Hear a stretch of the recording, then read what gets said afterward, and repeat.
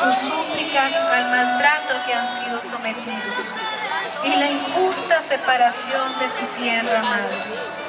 Siempre he estado con ustedes espiritualmente en sus corazones, pues estaba escrito que ustedes vendrían a realizar una misión en estas tierras. El día ha llegado, a partir de hoy serán libres y mezclarán su sangre para formar nuevos descendientes. Recuerden las palabras de mi hijo, quiéranse los unos a los otros y vivan en paz y en unión.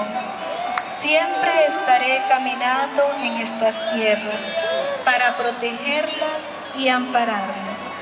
Bendiciones, hijos míos, bendiciones.